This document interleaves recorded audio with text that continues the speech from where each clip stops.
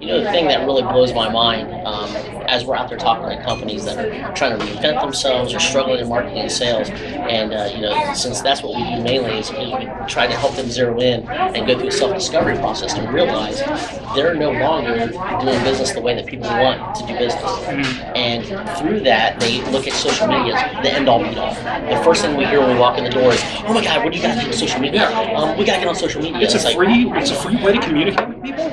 Yeah, exactly. Doesn't cost me anything. Yeah. Why not do that? What could possibly go wrong? Indiana Jones comes to mind with her, they got that statue and they're like, what could possibly go around wrong? them, but they're like, oh, this is it. No. All of a sudden they look back and there's the ball. Yeah. It's called no cash flow. Yeah. Now you're having to jump over pits and avoid poison darts. Yeah. Absolutely. Yeah. Okay. Which would be bad traditional media. But no.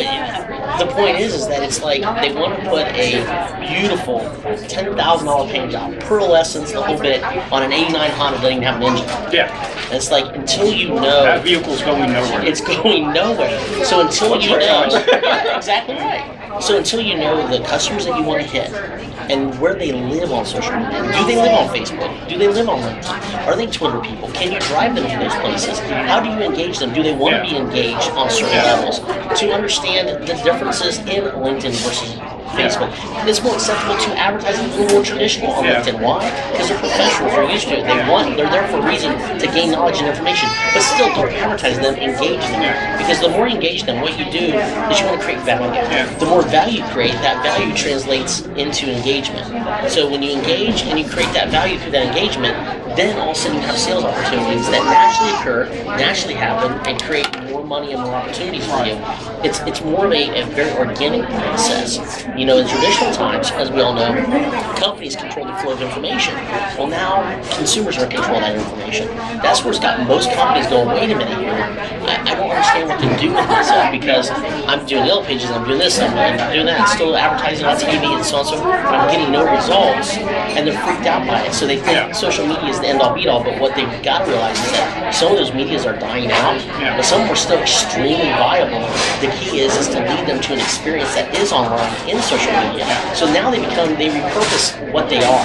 They're now a vehicle to drive people to the experience that lives online. So don't stop using them. Reassess how to use them, and reassess whether or not your clients are going to be impacted by them, and then start giving them those experiences. You make a good point with realizing how you should use certain social media tools.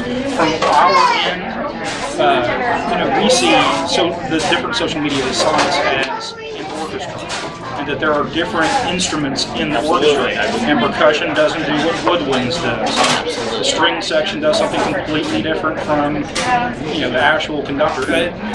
If you don't understand the nature of the instrument, you're not going to understand how it's going to sound, how your message is going to sound to your audience, or who's going to listen to that instrument, who's going to pick up on it.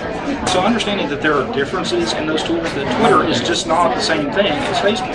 Facebook is just not the same thing as MySpace. Google Buzz, no one knows what Google Buzz is. I don't think Google knows what But we're going to say Google Buzz because it helps our SEO ranking. Google. Sexy Google. Sexy Google. Which will lead to our next segment of why SEO trends are stupid. But all that aside, what's your take? Okay, I think really what you guys were both, and I'm going to narrow it down even a little further, is it's the motivation to going to that social media site. What is people's motivation on going to LinkedIn? What's their motivation on going on Twitter? It's completely different. If you think my motivation on Twitter is get quick snippets of links, information, quick updates on what people are doing.